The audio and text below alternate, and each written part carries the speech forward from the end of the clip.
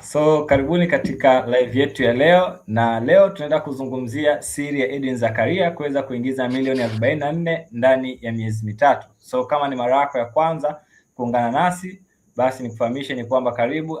Hii ni channel ya Online Profit, na sisi ni kampuni ambayo inawasaidia Watanzania kuweza kujenga biashara za kitaalamu mtandaoni zenye kuwaingizia kuanzia milioni 1, milioni 10 hadi milioni 100 kwa mwezi. Na leo tunaenda kujadili safari ya mafanikio ya mmoja wa wanafunzi wetu Mr. Edwin Zakaria, na hakikisha unakuwa na utulivu wa kutosha, kwa sababu leo utasikia madini ya dimu ambayo yamemsaidia Mr. Edwin Zakaria kuweza kujenga biashara ambayo inamuingizia mpaka milioni 44 ndani ya miezi mitatu. Lakini pia nikukumbushe kwamba mwishoni mwa live hii tutatoa zawadi special kwa wale watakao tamani kuweza kutengeneza pesa mtandaoni, na niwakumbushe hatauza chochote, itakuwa ni free of charge mwanzo mpaka mwisho. Kwa kama unafikiria maybe mwishoni mwa live tutatoa offer, nikuhakikishia haitakuwepo offer ya kulipia chochote. Ile itakuwa ni zawadi nzuri kwa kujua kwamba mwanzo unafanya nini kuweza kufikia malengo yako. Na leo nipo na wageni wafuatao. Niko na Mr. Edwin Zakaria, lakini pia niko na Dr. Said Said, mkurugenzi wa Online Profits. So kabla sijamkaribisha Edwin, labda nimkaribishe Dr. pia. Dr. unajisikiaje leo na upo na mwanafunzi wako ambaye ameingia zaidi ya milioni 44 ndani ya miezi mitatu na unamhoji mbele ya hadhira ya watu? I'm very excited kwa sababu Edwin si mwanafunzi ambaye amejiunga karibuni, alishaikuwa mwanafunzi wetu miaka ya nyuma. Nafikiria hata kabla ya wewe kuwa mwanafunzi wetu. So sisi na Edwin tunatoka mbali, kwa hivyo I'm very happy kuona wanafunzi wangu especially wa zamani walipotoka wakapata mafanikio wakarudi tena, so we are very very excited. Wow, fantastic. So na Edwin, kwako nifahamu pia, how do you feel? Unajisikiaje leo na umepata neema ya kuhojiwa mara nyingine na Online Profits kuhusiana na hatua ambazo umekuwa ukizipiga, na ikiwa ni shuhuda yako nyingine mbali ile ya kwanza ambayo ulikwisha kuhojiwa? Kwa kweli mimi namshukuru Mungu sana sana sana kwa kukutana na fursa hii, kwa sababu huenda nisingekutana na hii fursa nisingekuwa mimi ambaye niko hivi sasa hivi. Kwa hiyo nina furaha sana sana sana. Shukrani sana. So okay, brother Edwin, labda nianze moja kwa moja kuuliza, labda nifahamu safari yako ya mafanikio ilianzaje? Labda tuanzie kabla ya kukutana na Online Profits. Ulikuwa katika mazingira gani? Ulikuwa unapitia hali gani, na ilikuwaje mpaka kukutana na Online Profits? Nakumbuka ilikuwa mwaka 2018 ndo nilianza kusikia habari ya Online Profit. Kipindi kile ilikuwa ni sumaku ya kuvuta wateja, kitu kama hicho. Ndo nilianza kusikia hiyo mtandao. Sumaku ya mtandao. Ndo nilianza kusikia hiyo habari. Na mimi nilikuwa networker. Nilikuwa kwenye kampuni moja ya network marketing kipindi hicho. Kwa hiyo nilikuwa na struggle kweli kwenye swala zima la kupushi biashara yangu iweze kwenda mbele. Sasa ilipofika mwaka 2019 corona ilivyoingia, biashara ya network marketing ilikwama, kwa sababu tamaduni zetu ilikuwa ni kualika watu, kuwaleta kwenye seminar, kuhudhuria. Kwa hiyo sasa ile issue ya kualika watu kulingana na changamoto iliyokuwepo kipindi kile haikuwepo. Kwa hiyo tukadorora tu, tukawa tunakaa nyumbani na nini, vitu kama hivyo.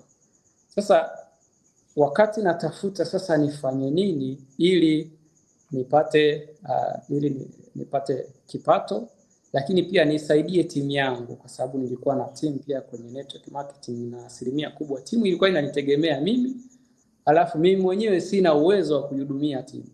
Ila timu ikiniangalia mimi inaona labda nina fedha nyingi sana, lakini sina.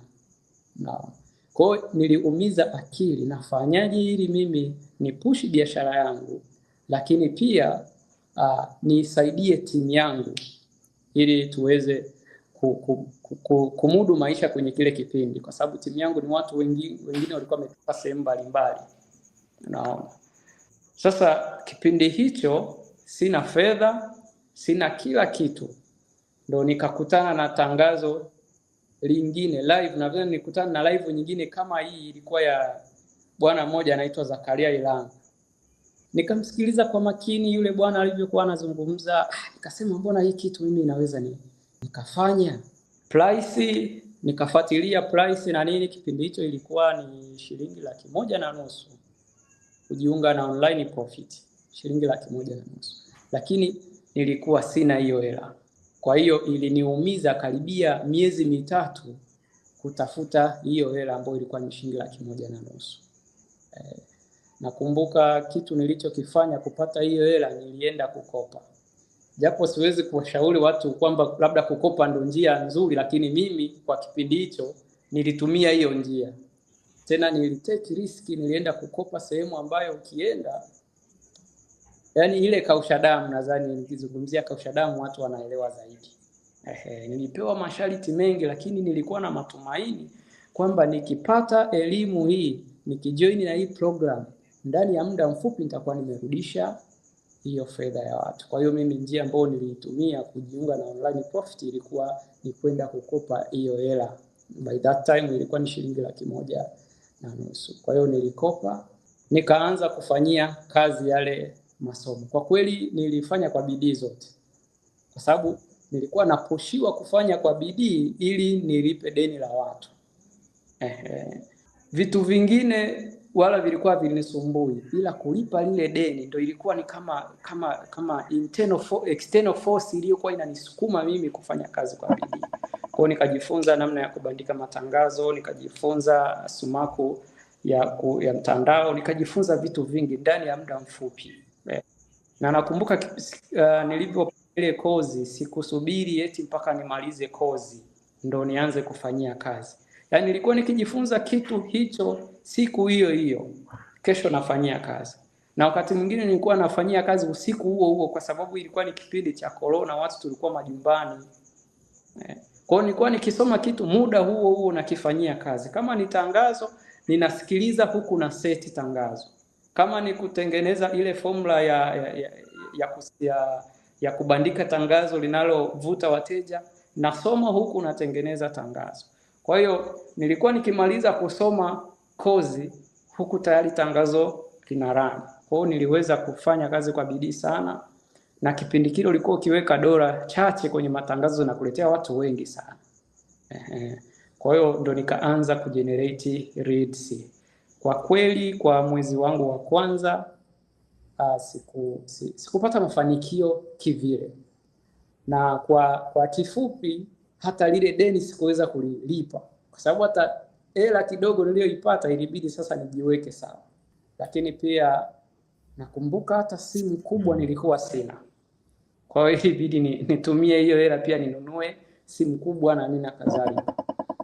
Lakini samahani, unakumbuka ilikuwa mwaka gani? Mwaka 2000, hapo ndo tumetoka mwaka 2019, sasa ndo inaisha, tunaingia 2020. Kwa sababu mwaka 2020 ndo at least nilianza kuona kwamba kumbe hii inaweza ikawa biashara yangu kubwa.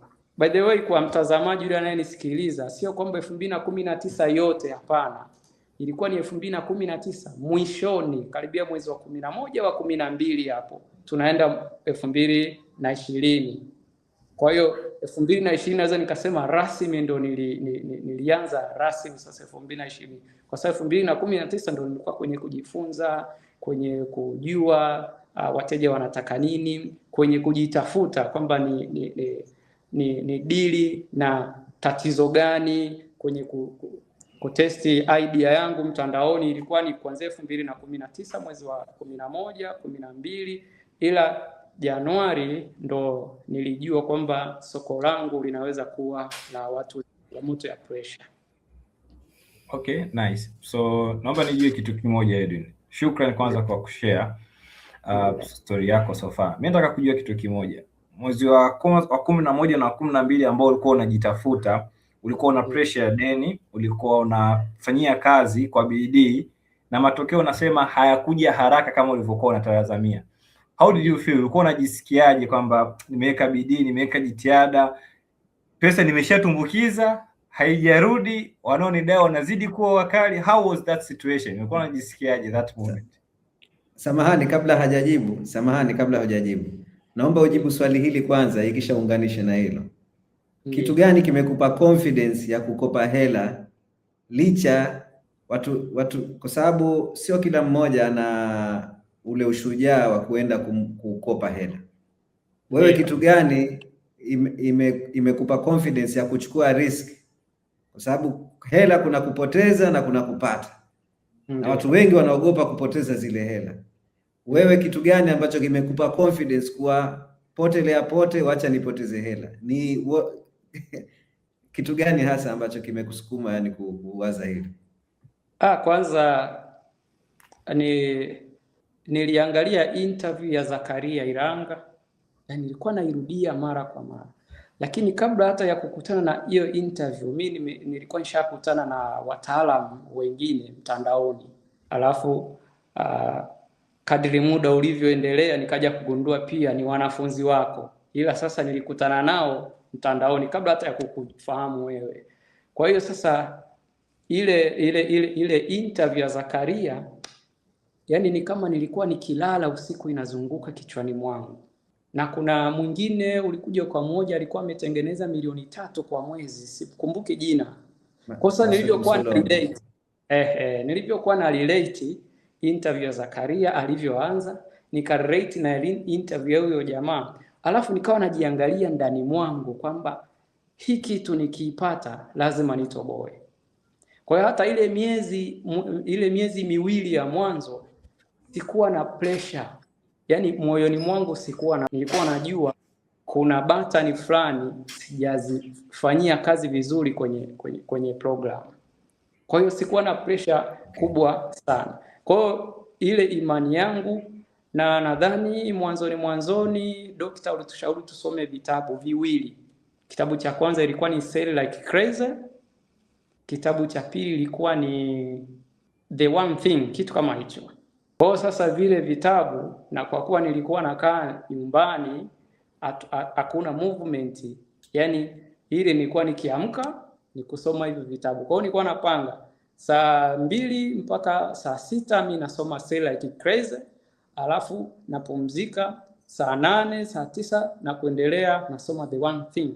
Kwa vile vitabu pia vikanipa tumaini kubwa sana kwamba hapa lazima nitoboe. Wow. Vitabu hivi hapa jamani, these books. Kweli umesema hayo maneno nimekumbuka.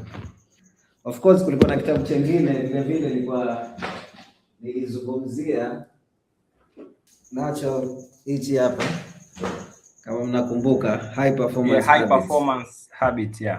Yeah, katika kozi ya mwanzo ya Online Profits University tuli summarize hichi kitabu. Yeah, so kweli hivi vitabu ina impact kubwa sana. Yeah. Vilinipa confidence kubwa sana kuona kwamba hata kama sijapata ndani ya miezi niliyokuwa natarajia, lakini miezi ijayo itakuja kufika mbali. Wow, that's fantastic. Watu wengi wamecomment namba 2 kuonyesha kule wanufaika na live. So ningependa kujua kitu kimoja. Watu mpaka sasa hivi naamini kwenye bongo zao wanajiuliza, okay, umesema kuna vitu ambavyo ulisoma ukavijua ukavifanyia kazi. Hebu tuambie hivyo vitu ni nini exactly? What were the steps? Ulifanya nini, ukafanya nini mpaka ukaweza kujenga hiyo biashara, na matokeo gani sasa ukayapata kwa kufuata hizo steps? Ama wasema this yani ni reasonable results ambazo nilizipata baada ya msoto huu wote. Kwanza nilitafuta wazo la biashara, kwa sababu of course nilikuwa kwenye network marketing, lakini nilikuwa sijajua specific niche gani natakiwa kudili nayo, kwa sababu kule tulikuwa tunauza bidhaa yani yoyote ile. Wakati mwingine hata hujui mgonjwa anakuaje, wewe unamuuzia tu. Kwa hiyo nilivyoanza kusoma kozi, cha kwanza nilikaa na kufikiria yani nitafute soko lipi. Ukija kuangalia ile mwezi wa 11 nilianza na soko la nguvu za kiume. Tulienda kidogo na nini, lakini moyoni mwangu bado nilikuwa naona sina hata confidence ya kuelezea masuala ya nguvu za kiume. Kwa hiyo nikaona hili soko sio zuri kwangu, japo sikuliacha muda huo nikahamia kwenye soko wanawake waliokuwa na matatizo ya uzazi. Kwa hiyo nikaenda kwenye hilo soko. Ile soko nilikuwa napata watu wengi sana kwenye jukwaa, yani jukwaa watu wanajaa, ndani ya siku moja wanatangaza, grupu linajaa, lakini response yao ilikuwa haiendani na kasi niliyokuwa nayo. Kwa hiyo bado nikajua kwamba hii kitu sio kile ambacho Mungu sio soko langu. Japo sio kwamba sikuuza huko, nilikuwa nauza, ndio yale sasa mafanikio ambayo unasema hayakunilizisha mimi. Kwa ikabidi ni testi kwenye soko jingine. Nikatesti kwenye soko la masuala ya uzito, nikatesti kwenye soko la madonda ya tumbo, nikaja kutesti kwenye soko la pressure. Sasa soko la pressure ni soko ambalo mimi nilikuwa na testi, lakini sina matarajio makubwa, lakini lilikuja kulipuka kuzidi haya mengine. Ndio nikajua sasa hili ndo natakiwa kukaa zaidi. Kwa step ya kwanza nilitafuta ni niche gani, ni wazo gani la biashara na ni soko gani naweza kuhudumia, likanielewa vizuri na likanipokea vizuri. Hiyo ndio ilikuwa step ya kwanza. Lakini step ya pili, hilo soko nalifikiaje? Yaani hao watu na wapata wapi? Nakumbuka dokta ulikuwa umesummarize vizuri kwenye milioni, ile kozi ya milioni moja kwa mwezi. Sisi tulikuwa na kozi ya milioni moja kwa mwezi ile. Ulikuwa umesummarize vizuri kwamba mjue mlengwa wako, unampata wapi na unatumia njia gani kufanyaje kumpata. Kwa hiyo mimi nikajua hawa walengwa wangu wana umri fulani na nitawapata sehemu fulani. Sehemu hiyo ni kwenye mitandao ya kijamii, na ili niweze kuwapata lazima nibandike tangazo ambalo linawazungumzia wao, yani linamzungumzia mtu yeye kama yeye, yani akilisoma ajue kwamba limemlenga yeye.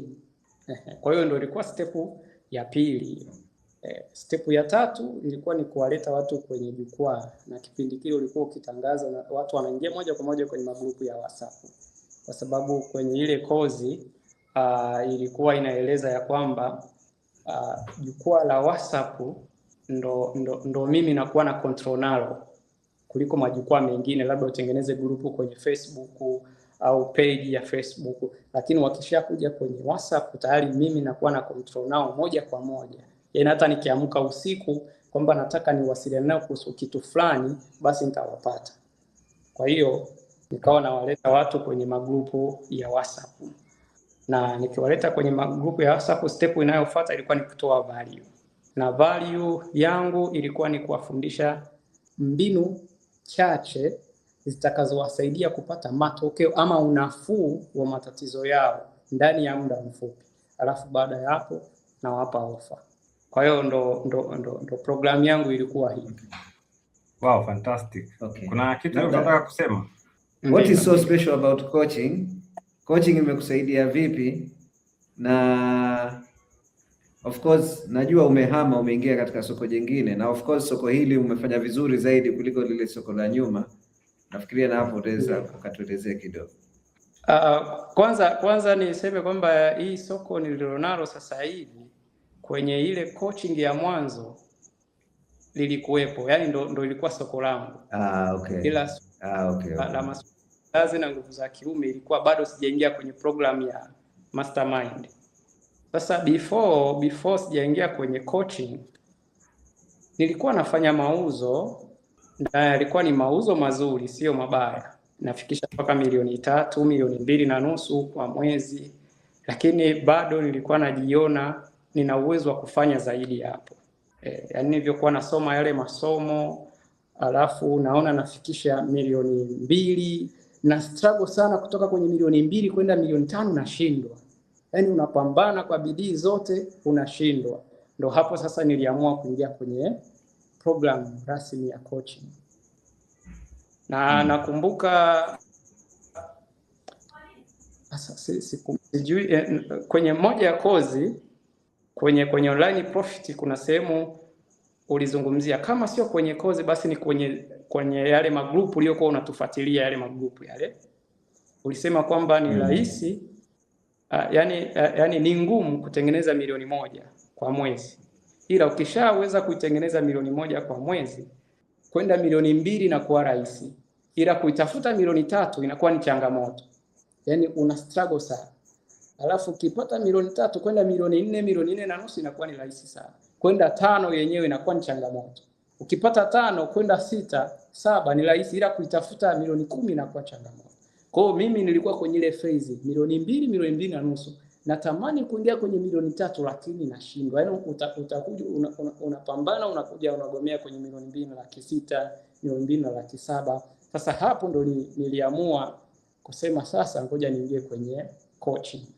Na by that time nilikuwa nasoma baadhi ya vitabu na kusikiliza podcast za watu mbalimbali, nikaja kugundua kwamba yani mafanikio ambayo unaweza ukastruggle wewe peke yako, mafanikio kuyapata ndani ya miaka 10, lakini ukiwa na kocha mzuri unaweza ukayapata ndani ya mwaka mmoja. Kwamba mafanikio ambayo ukipambana peke yako ukayapata ndani ya miaka 10, ukiwa na kocha unaweza ukayapata ndani ya mwaka mmoja, kwa sababu kocha anajua njia ya kupita.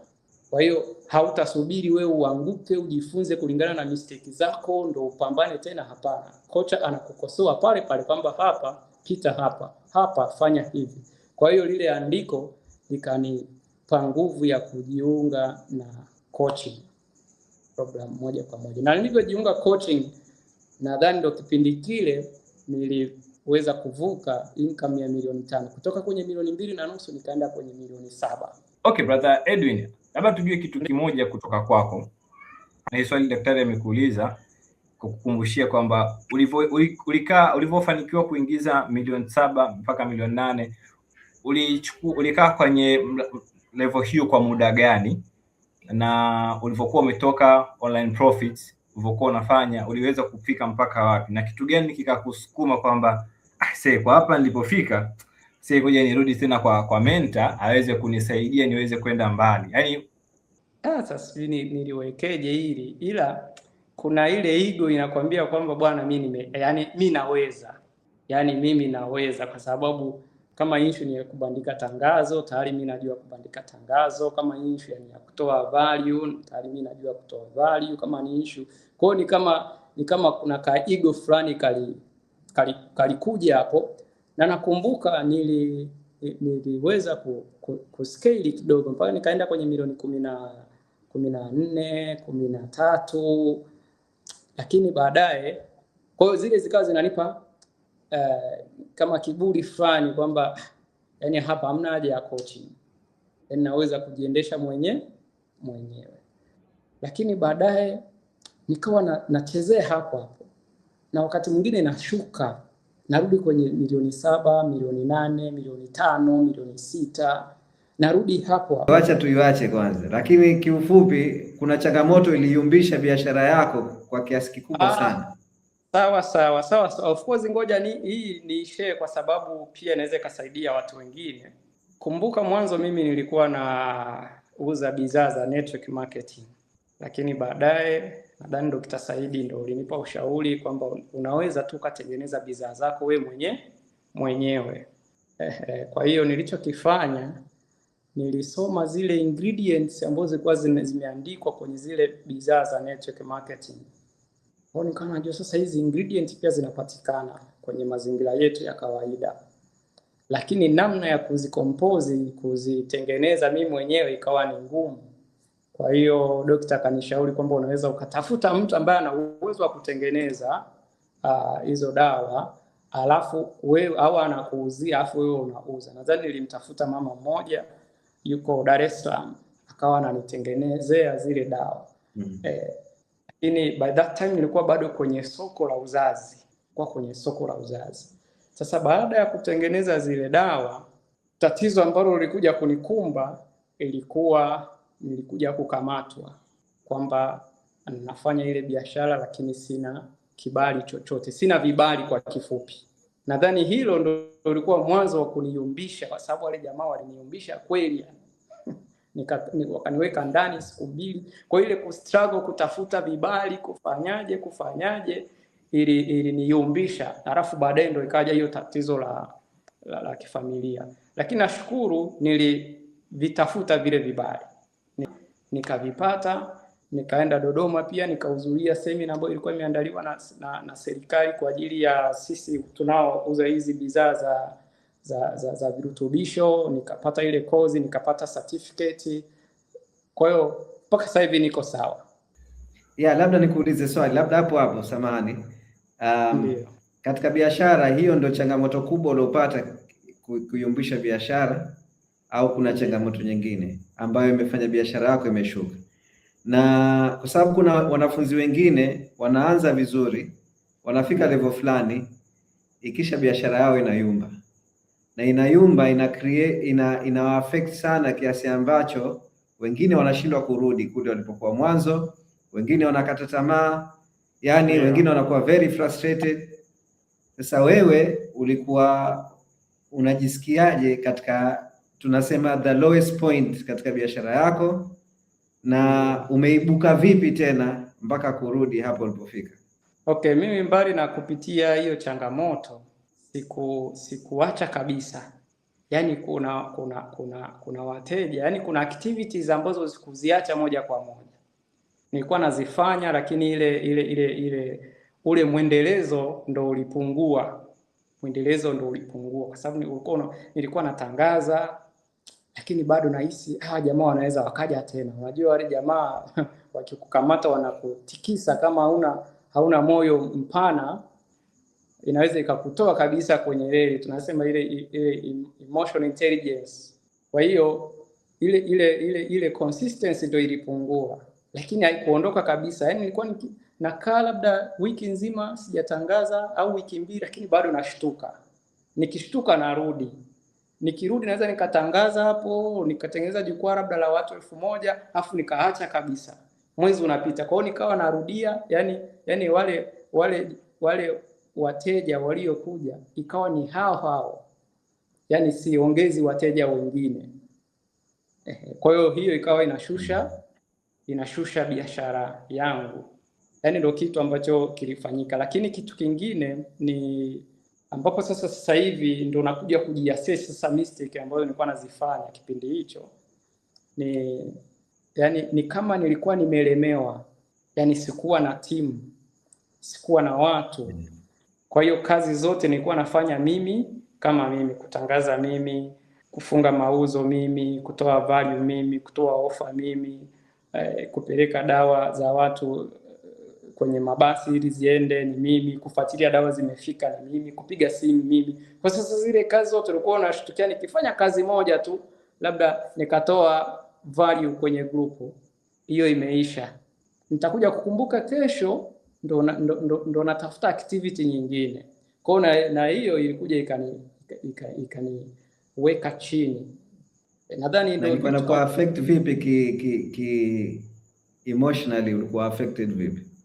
Emotionally nilikuwa ninaona nimechoka sana. Inafika mahala, unaona mteja akikupigia simu, unaona umechoka kabisa. Kwa hiyo ilinididimiza, nikawa sasa naiona biashara sifurahii tena. Naona kama ni mzigo sasa nimeubeba. Simu ikipiga nilikuwa na uwezo wa kuiangalia tu hivi. Hapo nimefanya sales labda moja tu, simu imepiga nyingine naiangalia. Unaona kama una mzigo mkubwa umeubeba, kwa sababu activities zote nilikuwa nafanya mimi. Na nilikuja kufanya research kwa wanafunzi baadhi ambao tulikuwa nao kipindi kile. Nao nadhani walikuwa na kitu kama hicho. Na wengi walikuwa wananishauri, bwana, tafuta timu, tafuta mtu akukusaidia. Nadhani mmoja wa wanafunzi alinishauri, bwana, tafuta mtu ambaye yuko Dar es Salaam unayemwamini, akae na dawa zako huko, kwa sababu huko pia ndo kuna wateja wengi. Yani kwa Tanzania Dar es Salaam ndo kidogo wateja wanapatikana kwa wingi. Nilikuwa namueleza, bwana, mbona mimi nakuwa hivi? Akaniambia, bwana, sasa tafuta mtu ambaye yuko Dar es Salaam umwamini, tena awe mteja wako, mtu ambaye aliwahi kutumia bidhaa zako akapata mafanikio na nini, muelezee situation, akae na dawa zako, au ana supply kwa watu wako ambao wako wapi? Dar es Salaam, ili kukupunguzia wewe ile adha ya kila siku kwenda stendi kutuma dawa, kufanya. Nadhani alikuwa ni Zakaria. Akaniambia, karibia Dar es Salaam ni center ambayo watu wengi wana ndugu zao wako Dar. Kwa hata ukiwa na wakala Dar es Salaam ama kituo ambacho dawa zako zinapatikana Dar es Salaam, hata mtu awe Mbeya, ni rahisi kumwambia kama una mtu rafiki yako ama ndugu yako ambaye yuko Dar es Salaam, nenda sehemu fulani upate dawa. Kwa hiyo ile kidogo ikawa imenipunguzia mzigo, lakini nadhani ni changamoto ambazo nilikutana nazo kulingana na sijui ni uchanga wangu mimi au udogo wa uelewa kuhusu biashara. Kilichonisukuma kurudi kwenye mastermind, niliona yani kuna kama mstari fulani siwezi kuvuka peke yangu. Yani nimestruggle peke yangu lakini sivuki. Pale kwenye milioni 9, milioni 10 sivuki. Yani unakuta wewe, yani kuna siku hiyo unajiona umefanya mauzo lakini ikifika mwisho wa mwezi kuja kuhesabu, unakujikuta mbona iko 7? Mbona iko 7? Mbona iko 8? Kwa hiyo kuna mstari nilitaka kuvuka. Kwa hiyo sasa ndo nikakumbuka kama mstari wa kuvuka wa kutoka kwenye 0 ukanileta mpaka kwenye 7, aliyenivusha ni Dr. Saidi, ndo nikaanza tena kumfuatilia Dr. Saidi. Yeah, nakumbuka. Yeah. Okay, shukran. Yeah, that's very fantastic. So labda nifahamu kitu kimoja. Baada ya kurudi sasa kufanikiwa kaingia mastermind, najua ulianza Saturdays challenge na ulikuwa na matokeo mazuri tu. Labda nijue kitu gani ambacho ulipata cha tofauti ulivyoingia na mwezi wako wa kwanza ulihit 15 million kama sikosei. Ndio. Yeah, so what did you meet? Kitu gani ulipata ambacho yaani mwezi wako wa kwanza uko na struggle kuvuka 7, 8, 10, kuvuka 10 iko inakupa shida, lakini ulivyoingia tu 30 days 15 million. Kitu gani ulikipata ambacho kikakupeleka kukua hivyo kwa haraka? Kwanza nilikuta program ni kama mpya tofauti na ile ya mwanzo. Kwa sababu mwanzo mimi nilikuwa nishazoea tunajaza financial tracker. Yani kuna activities ambazo nilikuwa nishazoea, lakini nilivyokuja nikakutana na kipengele cha kupiga simu. Ni kipengele ambacho kilikuwa kipya kwenye online profit ile ya mwanzo, kwenye mastermind ya kwanza ile, sidhani kama kilikuwepo. Ilikuwa kwa ile mwanzo nadhani niliongea na kochi nani yule mwingine yule alinipigia simu. Akanieleza sasa unatakiwa useti malengo ya kupiga simu na nini. Sasa naanzaje kupiga simu? Lakini tayari nilikuwa na confidence ya kufa mtu. Yaani sasa nimerudi nikiwa na matamanio makubwa. Alafu nilikuwa na imani kubwa kwamba kila nitakachoambiwa mimi nitakifanyia kazi, kwa sababu kwenye level ya uoga nilikuwa nishatoka. Uoga nilikutana nao kule mwanzo. Kwa hiyo huku level ya uoga nilikuwa nishatoka kabisa. Na nilitengeneza mwongozo fulani tu kwamba nikipiga simu haitachukua dakika 3 na nakuwa na mwongozo. Kuna maswali yangu kadhaa ambayo nikipiga simu ninarudi kwenye hayo maswali. Kwa hiyo hata mtu nayempigia simu akitaka kujieleza kufanyaje, mimi namrudisha kwenye yale maswali yangu 3 ili muda uwe ule dakika 3 ili nisije nikapoteza confidence. Kweli nilianza na hapo ndo niliona matokeo, kwa sababu nilikuwa nikipiga simu nyingi, labda nikipiga simu kuanzia 20, 30, 50, siku hiyo nafunga na milioni 1. Na simu nilianza kupiga hadi kwa wateja wangu wa zamani. Paka wakawa wanasema, "Sasa dokta, umetukumbuka bwana, ulikuwaga wapi?" Yaani nikaanza kupiga simu kama vile mwenda wazimu. Kwa hiyo ni kitu kipi ambacho nimekikuta na kimebadilisha biashara yangu kiujumla. Kwa sasa hivi mtu hata ukiniambia nipige simu 50, nikikaa hapo ninapiga hizo simu 50 na bado ninakuwa na confidence na najibu watu hivyo. Lakini kitu kingine nilichokikuta ni live za kila siku. Kwenye ile mastermind ya nyuma tukoga na live ya kila siku, ila tulikuwa na ufuatiliaji wa nadhani ilikuwa kila siku asubuhi kukagua ile financial tracker. Sasa live japo nimekuwa kidogo hizi live zinanikuta siko vizuri, lakini kuna muda nahudhuria. Kwa hiyo unakuta ukikutana na tatizo asubuhi, labda umewasiliana na wateja wako, umekutana na changamoto, kwenye live ya jioni unakuja kusolve ile changamoto. Kwa hiyo kesho yake unaamka ukiwa na solution, ukiwa na njia mpya ya kufanya. Kwa hiyo imekuwa ikinisaidia sana. Na kingine ni competition.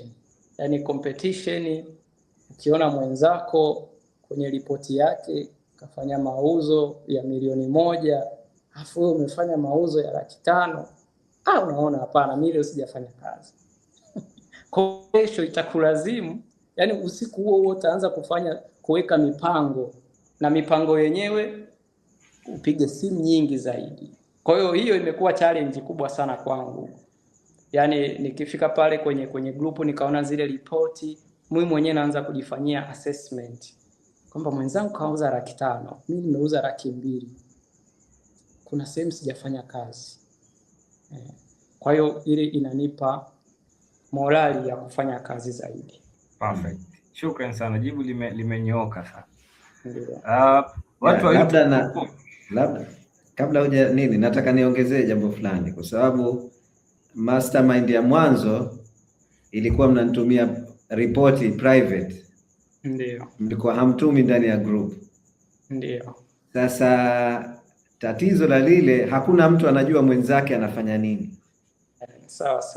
Sasa mpaka ikafika wakati matokeo ya wanafunzi hayakuwa mazuri sana, tukaamua kuisitisha ile coaching kwa kipindi maalum. Baadaye kwa sababu hata coach Emmanuel alikuwemo katika hiyo coaching, alikuwa mwanafunzi. Baadaye alipokuwa tupo pamoja, tukasema hebu tuanzishe kama ile, lakini iwe ndani ya group tuone sasa, lakini tu focus zaidi kwenye nidhamu, kwa sababu watu wengi nidhamu walikuwa hawana, na tukaona matokeo ni makubwa zaidi kuliko ile coaching ya mara ile. So hiyo ndio advantage. Kwa hivyo kuna wewe ulishawahi kuwa mwanafunzi wa coaching wa zamani na sasa hivi wengine wameingia coaching ya zamani, wananiuliza hivi ndio nitakuwa natuma ndani ya group, sitaki watu wengine waone matokeo nini. Naambia hiyo watu wengine kuona ndio wewe utapambana zaidi. Ni kweli. Hiyo ndo itakupush zaidi kufanya kazi. Mimi imenisaidia. So ndio maana tumefanya hivyo. Ndio. Shukrani sana. So I think mambo yamekwenda vizuri. Labda nifahamu kitu kimoja kutoka kwako brother Edwin. Unajua una malengo makubwa, labda nifahamu sasa hivi milestone ambao unaitazamia mbele. Nakuuliza hili swali kwa sababu tuliwahi kumuuliza Shan, nakumbuka akatuambia mimi mwezi huu nataka kuingiza milioni kadhaa, na kweli ule mwezi alivuka. Remember the day moja ilikuwa ameingiza milioni 6 mwezi wa 12, Januari akasema anaingiza, wakati tunamoja live ilikuwa kama tarehe za mwanzo kama za leo, akasema mwezi huu lazima niingize milioni 10, na kweli alifika milioni 11. So mimi nataka kufahamu kwa upande wako, tayari una background ya kwamba imeshafika milioni 15 zaidi ya mara moja, and nina lengo kubwa. Wewe matamanio yako na unaamini kwamba mwezi huu lazima utaenda kuhit, unategemea kwenda kuhit level gani, kuingiza kiasi gani kwa mwezi? Mwezi huu target yangu ni kuingiza shilingi milioni 20.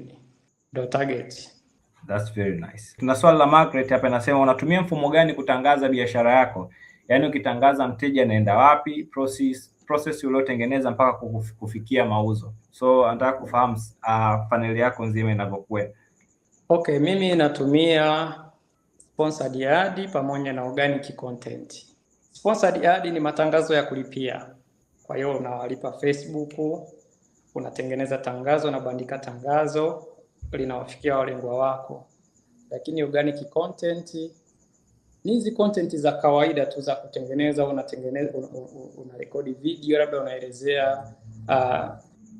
unaelezea ugonjwa fulani, namna ya kutibu huo ugonjwa na kadhalika, afu unatuma tu kwenye mitandao yako ya kijamii, alafu chini unaweka call to action. Wewe unatumia mtandao gani sana wa kijamii kushare content? Instagram. Mimi natumia zote, Instagram, Facebook na TikTok. Okay. Na wapi unapata matokeo mazuri zaidi? Instagram na Facebook ndo watu wako serious zaidi. Yaani nimekuja kunotice hiki. Unapata matokeo mazuri Facebook? Facebook. Kwa sababu ukiposti. Okay, hiyo sio ya kulipia, ni organic au sio? Organic content ndio. Okay, wewe ni mwanafunzi wa pili ambaye nimemsikia anasema hivyo kwa anapata matokeo mazuri Facebook. Unajua Facebook kuna wakati ili drop sana, watu wakaacha kutuma. Lakini kipindi hichi Dr. Nature yule naye yeye YouTube ana subscribers wengi, lakini anapata views nyingi Facebook kuliko YouTube. Mwenyewe nilishangaa kwa sababu sikujua kama Facebook siku hizi na organic ina perform vizuri namna hiyo. Okay, so that means una record video kwamba mwanzo mimi nilikuwa na posti Instagram peke yake, lakini sasa hivi ukiposti Instagram wanaposti pia na Facebook, inakwenda automatically hivyo. Lakini nikaja kuangalia baada ya kuwa nafuatilia zile content zangu, unaona wafuatiliaji wengi wako Facebook, hata comment nyingi zinakuwa Facebook, alafu ni comment za maana. Yaani ukifuatilia wale wateja wa Facebook unakuta ni wateja ambao ni wa maana zaidi. Kwa hiyo ninafahamu.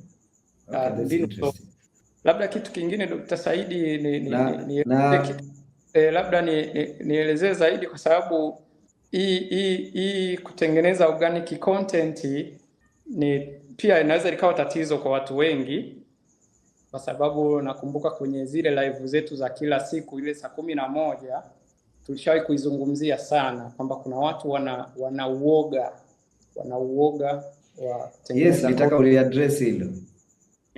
Wana uoga, lakini pia hawajui watengeneze content zipi. Yaani mtu akitengeneza content leo hajui kesho atengeneze content gani, au kesho kutwa atengeneze content gani. Sasa kitu ambacho mimi nilijifunza, nilisoma kitabu kimoja kinasema kwamba watu wengi hawakuamini kwa kuongea vitu tofauti tofauti kwa siku tofauti tofauti, ila watu wengi wanakuamini na kukuona wewe ni specialist kwa kuongea kitu kimoja mara nyingi zaidi kwa usahihi. Kwa hiyo kwenye content unaweza kuwa unaongelea mada moja hiyo hiyo, lakini ili watu wakuamini, waone kwamba wewe ni mtaalamu kwenye eneo hilo, unatakiwa uiongee hiyo mada kwa usahihi kila siku. Yaani ndio mtu atakuja kujua kwamba wewe ni specialist kwenye eneo hilo. Kwa mfano mimi nadili na pressure. Maana yake kila siku natakiwa nizungumzie kuhusu pressure. Kwa hiyo nitazungumzia dalili za pressure, kesho nitazungumzia madhara ya pressure, kesho kutwa nitazungumzia vitu vinavyosababisha mtu apate ugonjwa wa pressure, siku ngapi nitatoa ushuhuda unaohusu masuala ya nini ya pressure. Yaani ni content moja ambao umeizungumza mara kwa mara. Kwa hiyo yule mteja wako leo kwenye mtandao akija akakusikiliza unazungumzia pressure, kesho tena akakusikiliza unazungumzia pressure, wiki nayo kuja akakusikiliza unazungumzia pressure, atajenga imani kwamba kumbe huyu ni mtaalamu kwenye eneo la pressure. Kuliko leo unazungumzia kitu fulani, kesho unazungumzia kitu fulani, anakuona wewe sio professional. Kwa hiyo kwenye masuala ya content mtu asihangaike kuwaza atengeneze content ipi. Hiyo ambayo umeitengeneza hiyo. Yaani dunia ina watu wengi sana ambao wanahitaji kuisikia hiyo content yako, na ili waisikie wengi unatakiwa kuirudia mara kwa mara. Yes, na kitu kingine cha kuongezea, watu wengine wanaona nitakuwa sina cha kuzungumza baada ya hapo. Kitu kile unaweza kaizungumza kwa engo nyingine. Ndio. Ikawa ni kile lakini unatafuta engo nyingine unaizungumza. Kwa hivyo yani, na sasa hivi sasa hivi unaweza ukatumia AI ukamwambia hebu niambie nizungumzie topic hii kwa engo nyingine. AI inaweza ikakusaidia kupata ideas nyingine ya ziada. Samahani hapo, ulisema unabandika tangazo, una organic content. Ndio. Ikisha katika organic content unawaambia wakupigie simu au unawaambiaje kutoka pale mpaka wanakuwa wanunuzi? Wote na waelekeza waje WhatsApp. Yaani kwenye organic content, okay. Nikimaliza content yangu pale huwa naandika kama umefika na masomo haya na unataka usaidizi zaidi, andika neno afya, natuma kwenye WhatsApp namba fulani. Kwa hiyo wote wanakuja kwenye WhatsApp. Okay. I hope umeelewa. Lazima wote, na this is the formula, hata sisi wote tunawakusanya sehemu moja. Lazima utafute sehemu moja ya kuwakusanya, kama wanatoka kwenye tangazo, kama ni organic, kama ni sehemu yoyote, unatakiwa kuwakusanya sehemu moja. Yeah. Yeah, kuna swali jingine, imekuchukua muda gani kutoka 0 hadi milioni 7? Of course imenichukua kwa sababu nilianza mwezi imenichukua kama miezi 3 mpaka 4. Na labda tuseme kitu kimoja. Ili swali sometimes mimi silipendi sana. Inakuchukua muda gani kupata matokeo gani? Mimi kitu nachotaka kujua kitu gani umefanya kuweza kuingiza milioni 7 ndani ya hiyo miezi 3. Hilo ndo swali la kujua, na vitu hivyo ukivifanya ndani ya mwezi au miezi 2 utaweza kuingiza hizo pesa. Watu wengi wanapenda kuuliza matokeo badala ya kuuliza nipambane namna gani nipate hayo matokeo. Labda ungeongezea na hapo, kitu gani hasa umefanya mpaka kuingiza milioni 7 ya mwanzo? Sasa mchakato na je, ilikuwa ni rahisi? Of course sio rahisi, kuna kukata tamaa, lakini kuna kuinuka tena, inategemea na ndoto ulizonazo. Kwa hiyo kuna kitu Dr. Saidi huwa unatusisitiza sana, consistency. Nakumbuka kipindi hicho ndo unakagua zile financial tracker zangu, ulikuwa unaniambia hata kama utatangaza matangazo kwa $1 tu kila siku, lakini iwe kwa mwendelezo. Yani consistency ndo kila kitu. Consistency ni kitu ambacho mimi kimekuja kubadilisha biashara yangu, na by that time labda huyu aliyeuliza swali niweze kumwambia kwamba mimi zaidi nilikuwa si focus kwenye kutengeneza milioni 7 si milioni ngapi. Yani mimi zaidi kwenye zile miezi zangu za kwanza nilikuwa na focus ni master, yani nijue, yani niwe competent kwenye ujuzi ambao nilikuwa naona wenzangu wanapata mafanikio makubwa. Maana nakumbuka kipindi kile Zakaria alikuwa anapata zaidi ya milioni 15, kina Deogratias walikuwa kishavuka yale malengo. Kwa hiyo mimi yani focus yangu mwanzo ilikuwa ni wanafanya nini? Yani hawa watu wanafanya nini? Nakumbuka ni swali hili nilimuuliza hata Zakaria kipindi tumekutana Dodoma. Kwa hiyo mimi mpaka kufika kwenye hizo fedha, yani nilikuwa nina struggle ni master ujuzi fulani, ujuzi wa matangazo, ujuzi wa kuclose, ujuzi wa kufunga mauzo, ujuzi wa kufanya watu wanijue, wanipende, wanielewe, waniamini, mwisho wa siku waamue kununua kwangu. Kwa hiyo hizo hela zilikuwa zinakuja tu zenyewe, mimi niko kwenye kupambania ujuzi niliokuwa natafuta. Na hiki kitu ndo nakifanya mpaka leo.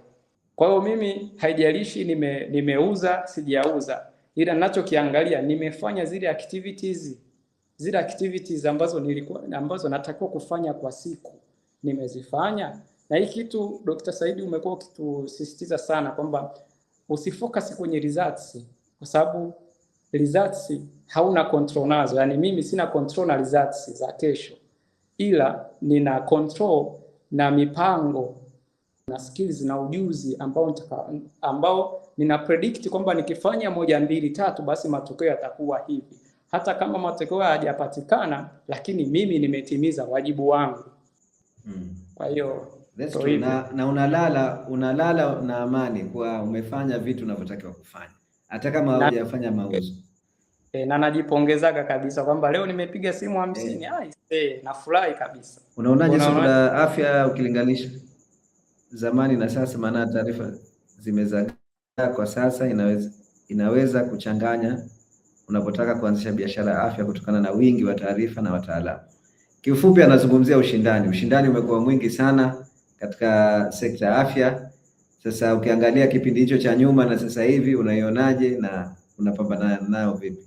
Okay, ni swali la msingi sana ambacho mimi labda ni mshauri ni kwamba ni ku-update tu elimu yako ulionayo. Ni ku-update, lakini pia kufuatilia source ambazo ni rasmi. Kufuatilia source kwa mtu ambaye hajatoka kwenye tasnia ya afya, labda yeye sio daktari, sio mtu wa lishe na nini, ni kufuatilia taarifa sahihi kutoka kwenye vyanzo sahihi. Na ukishazifuatilia unatafuta njia ya kujitofautisha. Ili uweze kupenetrate kwenye soko. Kwa mfano, mimi kitu ambacho mimi nilikifanya, kwanza mimi nilikuwa na uzito mkubwa. nilikuwa na uzito mkubwa. Dr. Said kipindi kile uliniona nilikuwa kadogodogo hivi, lakini baadaye nikuja kufutuka nikawa mnene, yaani nikawa na uzito wa kilo karibia 80 na kitu. Sasa nilivyopata ule uzito mkubwa nikaamua mimi mwenyewe kufanya yani kujifanyia mimi utafiti, huu uzito unapunguaje, ili nitakapokuwa namueleza mtu mwenye tatizo kama hilo niwe na uhakika kwamba kitu nitakachomweleza mimi kwanza nilishawahi ku-experience. Sasa na nikaja kugundua kwamba watu pia wanatutazama, japo sisi tunahisi hatuonekani, ila watu wanatuona. Mtu ambaye amekuona ulikuwa hivi alafu kesho anakuja anakuona uko hivi, anajenga imani kubwa sana. Yaani utakachomwambia chochote kile lazima aamini. Sasa ile movement mimi niliyoifanya mpaka kuweza kupungua uzito kutoka kwenye kilo 80 na kitu mpaka sasa hivi na kilo 56 57 anachezea hapo, bila kutumia kidonge chochote kile, bila kufanya mazoezi makubwa ambayo watu wengi wanafanya. Sasa hiyo imenipa confidence hata napozungumza na wateja wangu wa pressure, wateja wangu wa labda wa sukari na kadhalika, na kuwa najua kwamba ukifanya 1 2 3 lazima upate matokeo fulani. Kwa hiyo ni njia pia, kwa sababu unakuwa na uhakika kuliko kuyumbishwa na taarifa nyingi ambazo zinapatikana kwenye mtandao.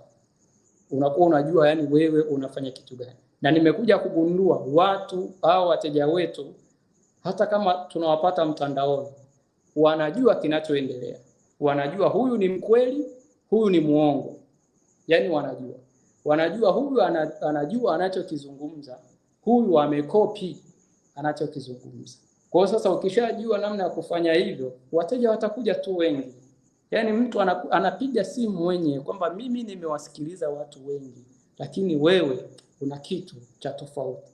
Kwa hiyo ndo vitu kama hivyo. Ni kweli sasa hivi soko ni gumu, watu wengi wameingia humo, kila mmoja ana elimu yake, ana vitu vyake, lakini wewe tafuta elimu ambayo hata sio lazima ujifanyie wewe. Kama mimi nilikuwa na tatizo, nikajifanyia mimi experiment, lakini unaweza kuwafuatilia watu ambao wamepona kutoka kwenye hayo matatizo, ukawauliza, wanakuelekeza. Kwa kikuelekeza unakuwa na confidence. Na kuna mtu mmoja nilikuwa nafuatilia kwenye kitabu kimoja kwamba share experience na hao watu. Share experience, utajifunza vitu vingi sana. That's true. Kiufupi, thibitisha uhakika wa taarifa ambazo unazitoa. Na wengi wanatafuta taarifa, hawana uhakika nazo, wanakopi kwa watu wengine. Sawa, wanaweza kufanya mauzo, wanaweza wakaingiza milioni 1, 2, 3, lakini ndani ya kichwa chako still kuna wasiwasi unao juu ya taarifa unazotoa. Una uhakika 100%. Na hiyo siku zote itakuaffect. Mpaka ifike wakati yani na uhakika piga ua. Ukifuatilia maelekezo yangu utapata matokeo. Kama hujapata matokeo, kuna kitu fulani, hata kama hujapata jibu unafuatilia, kwa nini huyu hajapata matokeo? Kuna kitu gani unafuatilia? Na inafika wakati kama sisi ilifika wakati tumekuwa wazito kuuza program ya Mastermind. Kwa sababu wanafunzi wanalipia, tunajua ukifanyia kazi wanapata matokeo, lakini hawafanyii kazi. Sasa kupokea hela ya mtu hafanyii kazi, hapati matokeo, ikisha tena tuuze tena, hivi hatuwezi kuendelea hivi. Tukafunga, tukakaa, tukatathmini. Ndio tukajiuliza matatizo yako wapi? Kuna shida gani? Kwa nini wanafunzi hawapati matokeo? Tukaona tatizo ni nidhamu. Ndio tukakaa mimi na coach Emmanuel tukasema tufanye Mastermind sasa hivi nidhamu namba 1. Hakuna kutoa kozi. Mastermind ya zamani mpaka kuna kozi ya ziada tunatoa. Mastermind ya sasa hivi hamna kozi. Ni utendaji kazi tu, nidhamu kwenda mbele. Na baada ya kufanya vile, 80% ya wanafunzi wa Mastermind wakaanza kuona matokeo, kitu ambacho hakijawahi kutokea tangu tuanze online profit. Kwa hivyo hata ukiwa unajenga biashara yako, unaona kuna sehemu yani una uhakika nayo, basi hakikisha unatafuta solution mpaka inakaa sawa. Na labda jambo la msingi labda kufafanua, kwa sababu hii ni confusion ambayo network marketers wengi sana wanayo. Na na nafikiria, namshukuru Mungu wanafunzi wetu, kwa sababu hata Zakaria alikuwa anafanya network marketing na baadaye akawa na bidhaa zake, na alijaribu products 3 ya makampuni tofauti ya network marketing kama navyokumbuka, na teknika alotumia imemsaidia kutoka kwenye milioni 3 hadi milioni 30 kwa mwezi, baada ya kuelewa hichi kitu kimoja. Of course faida ya product yako ni asilimia kubwa ya pesa utakuwa ni zako wewe mwenyewe.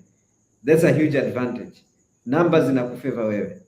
Lakini jambo la msingi nataka niseme hapa ni kuwa unatakiwa kufocus kujibrand wewe kwanza. Watu wasijue kampuni, wasijue bidhaa yoyote, wakufahamu wewe kama mtaalamu. Wakishakufahamu wewe, unaweza ukamwambia nunua kitu chochote, atakuamini tu, kwa sababu wewe ushajenga imani kwa yule mlengwa wako, na hilo ndo watu wengi hawaelewi. It does not matter as long as wewe unajiposition kama mtaalamu. Na tukija sasa katika kimahesabu, ipi unapata pesa nyingi na nini, obviously ukiuza product yako margins zinakuwa ni kubwa kuliko network marketing. Kwa hivyo kwa primary issue ambayo una specialize kama wewe unavyofanya, I think is a very good strategy. Ikisha ya ziada, badala ya kusema nenda kwa mtu mwingine kanunue, una promote product ya network marketing, unalipwa commission yako. Si ndio hivyo unavyofanya, au sio? Nadhani cha msingi ni kujibrand tu mwenyewe, kwa sababu ukijibrand unaweza ukafanya biashara na kampuni yoyote ile. Yaani ukijibrand wewe mwenyewe. Ndio maana mimi content zangu, kila kitu changu huwa sitaji product, bidhaa yoyote ile, ila mimi nataja utatuzi wa tatizo. Yaani nimefocus kwenye namna mteja wa mwisho atakavyopona magonjwa yake, atakavyopata utatuzi wa magonjwa yake. Sasa akishakuja kwangu moja kwa moja, mimi kichwani mwangu ndo najua huyu nimpatie bidhaa hii. Safi sana. Na huyu anauliza, je, katika hilo soko lako unatoa program au una product, na hizo product unatengeneza mwenyewe au unanunua? Ukitangaza offer unatangaza bidhaa tu peke yake au inakuwa ni program ambayo wanafuatilia? Kwa sababu katika hilo soko la pressure tuna wanafunzi ambao wanakuwa na program kwa tutakusimamia miezi 3 zijazo kusaidia au wewe unauza products peke yake? Mimi nina product za aina 2 na program moja. Kwa mfano, kuna mtu anakuja anahitaji program peke yake, hahitaji product. Yaani anakuambia mimi masuala ya madawa sitaki. Mimi nahitaji unisimamie kwenye chakula ni nini, ni kwa wakati gani, nipone. Product yoyote, nimeshanunua product nyingi sijapona. Kwa hiyo tunampa program ya chakula peke yake na ina gharama yake. Okay. Lakini mtu akija sasa, watu wengi sasa tunawashauri kwamba ukichukua program ya chakula lazima tukupatie. Hiyo lazima, kwa sababu magonjwa haya ya lishe ndio maana yameitwa ya lishe. Changamoto yake kubwa inaanzia kwenye lishe. Kwa product peke yake, huyu mtu ukimpatia, baada akarudi kwenye lishe yake ile mbovu, atakuja hatapata yale matokeo anayoyataka. Kwa hiyo mtu anayechukua program lishe anapata na ni bure. Yaani mtu anayechukua program ya lishe ni for free kabisa. Lakini kuna yule mtu kitu nilikuja kukinotisi, anakuja kwangu na anasema kwamba yeye hahitaji program ya chakula, hahitaji product, ila anahitaji lishe ambayo umeshaitengeneza. Lishe ndio tukatengeneza unga lishe. Na unga lishe tunauza kwa bei ndogo sana. Ili kusudi mtu kama hana uwezo wa kupata product, hana uwezo wa kupata program, basi hapate hii lishe ambayo tunauza kwa shilingi 25,000 kilo moja. Kwa hiyo ndo huduma ambazo tulizonazo.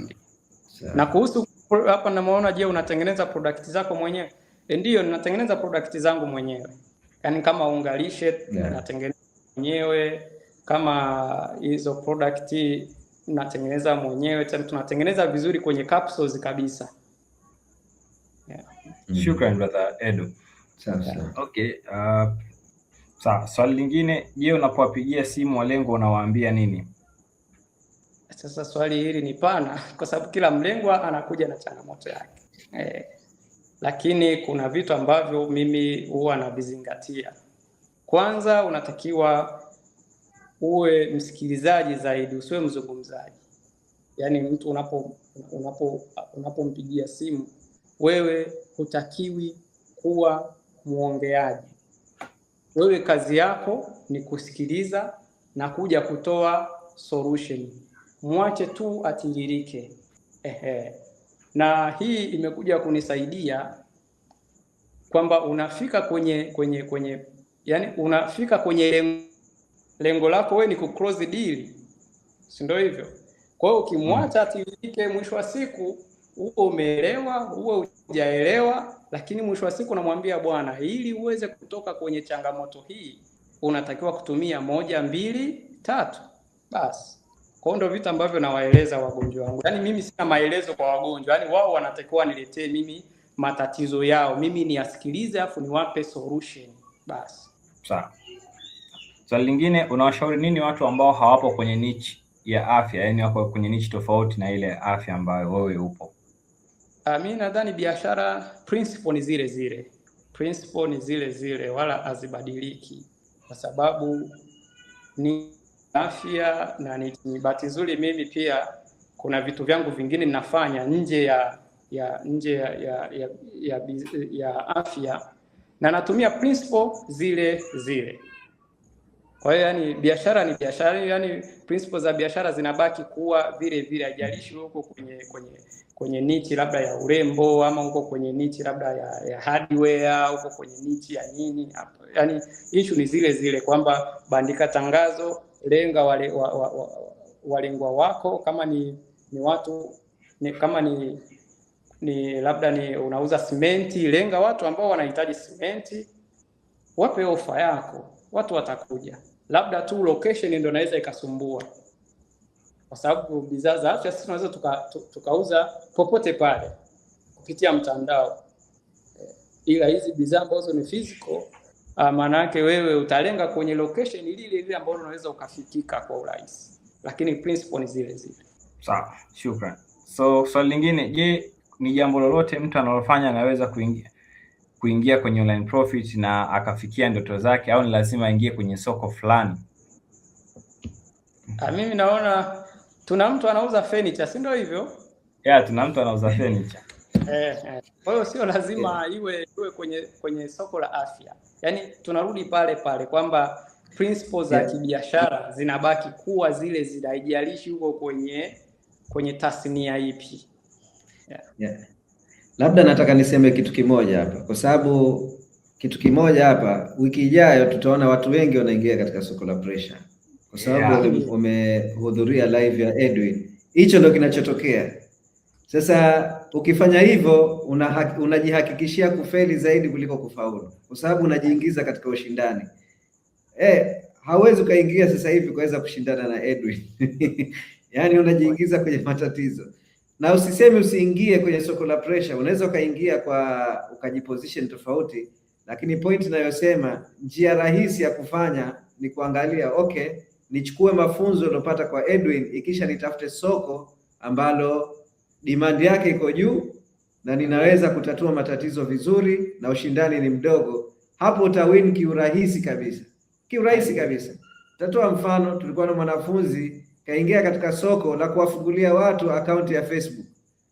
Watu wana run matangazo, wanafungiwa account, anawafungulia tu akaunti za Facebook. Ndio biashara yake.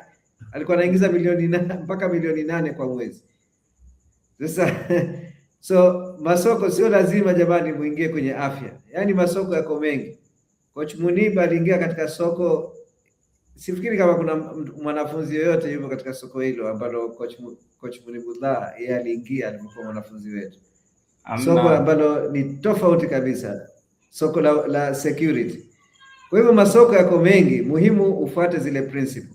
Na kila ukiweza kuingia soko tofauti kidogo, ndo watu watakukumbuka kwa haraka zaidi kuliko ukiingia katika ushindani. Kwa sababu hapa kuna Edwin, sijui kuna watu wengine ambao tayari wameshajenga jina na wewe unajipachika hapo, unaonekana ni mtu wa kukopi tu. Ndio, ni kweli. Na nakumbuka kuna jamaa tulikuwa naye mwanafunzi online, sijui ni kwenye mastermind, alikuwa ni gardener yule mtu alikuwa anafanya masuala ya kuwasaidia watu kutengeneza bustani majumbani kwao. Yes. Na alikuwa anapata matokeo tu mazuri. Yes. Yeah. Sawa. So swali lingine, shapata mwanafunzi mwingine anatengeneza swimming pool majumbani mitaa ya watu wenye pesa. Na alikuwa anaingiza hela nzuri. Sahihi. So swali lingine, je, unapowapigia simu walengo wako unawaambia maneno gani ili kuweza kuclose mauzo? Nafikiri hiyo amejibu hiyo. Au? Ameshajibu. Amejibu, na labda niongezee kitu kimoja. Kwa sababu naona kitu kimoja ambacho unatakiwa kufahamu ni kwamba maneno anayotumia Edwin has nothing to do kwenye soko ambalo liko tofauti na soko la Edwin. Hiyo namba moja. Kwa hiyo you just have, unatakiwa ujue kwamba the core things ambapo amevitaja kwamba mtu anapitia changamoto. Kwa sababu just imagine alikuwa hapigi simu na alikuwa anaingiza milioni 7 milioni 8. Kwa kifupi kanuni zile za msingi usichukulie tu alipopiga simu akaingiza milioni 7 milioni 15. You have to understand kwamba kuna vitu vingi ambavyo unatakiwa kuvifahamu. Na ndio maana tumesisitiza ukiendelea kubaki mpaka mwisho utatoa fursa wale ambao wanataka kuweza kupata nini kuweza kuwasaidia kujenga biashara. So there is no magic word kama nikisemaga hivi, wateja wote watafunga akili watatoa hela tu. It never happen. Labda niwape tip ya haraka katika swala la simu, kama ni jambo pengine wengine wanajaribu kupiga simu wanashindwa kuna nini. Wengi wenu mnapiga simu kwa lengo la kuuza. Hilo ni kosa kubwa sana. Ukipiga simu lengo lako unatakiwa kumqualify yule mtu. Je, huyu analo tatizo ambalo sisi tunaweza kusolve? B, ana qualify sisi kuweza kusolve matatizo yake. Na kama ndio, hapo sasa ndo unamkaribisha. Sasa tatizo, wewe unapigia watu 10, si unaongea na watu 10, wewe unataka watu wote 10 wanunue. So kuna mindset unatakiwa kuwa nayo katika simu. Unatakiwa chukulia simu kama unawafanyia interview wafanyakazi wanaomba kazi. Wale watu wanaokuja, wewe inabidi uchague, je, huyu anastahili kusaidiwa na sisi kuweza kutatua matatizo yake. Kwanza, yeye ni mlengwa. Pili, anastahili kusaidiwa na sisi. Na tatu, uwezo anao. Kama hana, manake huyu hatufai, unaambia bahati mbaya hatuwezi kukusaidia kwa sababu hujatimiza vigezo vyetu.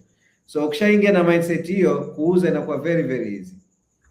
That's very true. Shukrani. So tuna swali lingine hapa. Kati ya vitu vyote ulivyojifunza, ni jambo gani moja ambalo limechangia zaidi kufikia milioni 44 ndani ya miezi mitatu?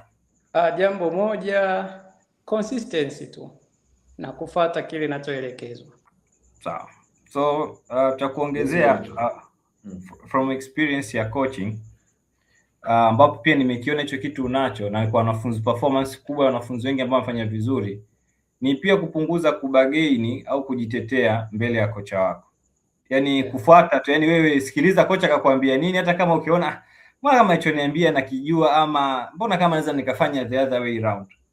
Wengi naona wengine wapo kwenye coaching wanachelewa kupata mafanikio hata kwenye program, sio kwa sababu hafanyi kazi, ile ni kwa sababu anajaribu yaani coach unamwambia fanya ABC, anakwambia lakini coach unajua kuna D, E na F unaweza zikafanyika pia. Sasa unajua unavokizana na mkufunzi wako, mwisho wa siku tukishajaribu kukubalisha, tukiona na tushauri wewe badala sisi kukushauri, tunakubaliana na ushauri wako kwa sababu ataenda kutendea anayefanya ni wewe. Kwa hata tukisema utafanya utatupuuzia, utafanya chukifanya. So kwa yoyote wewe ni mwanafunzi wa Online Profits, unatarajia kuwa ama utaenda kwa coach yoyote mentor yote akusimamie, make sure unapunguza kubishana na coach wako. Yaani utakachoambiwa yani wewe fuata tu. Yaani kanyage wewe, nenda hata family life. Mwisho wa siku that's how you make it very fast. Hiki kitu ndo kimenisaidia baada ya kurudi kwenye mastermind, kwa sababu yani kwa uwezo wangu mimi sitaweza, lazima mtu aniongoze. Kwa hiyo hata kama kitu kile nakiona naona ninakiweza, as long as coach ameniambia nikifanye, lazima nikifanye. Kwa mfano, nitoe mfano, mimi issue ya kuleta watu kwenye magrupu ya WhatsApp nilikuwa nimeshayaacha. Sasa nilikuwa naamini of course watu wengi walikuwa wakija wakishanifuata WhatsApp ni watu ambao wameshanifuatilia, washafuatilia zile organic content zangu. Kwa hiyo wananiamini, yani mtu anakuja direct moja kwa moja. Lakini nakumbuka Dr. Saidi kwenye live mojawapo ya jioni aliniambia hutapata shida ukiwaleta kwenye WhatsApp group. Yaani hutapata shida. Siku hiyo ilibidi wote niwaingize kwenye group. Sasa umo kwenye group kuna sales nyingi ninazifanya. Yaani umo kwenye group. Kwa hiyo ni kufuata tu maelekezo ya kocha na kuwa consistent. Yaani usiwe mbishi.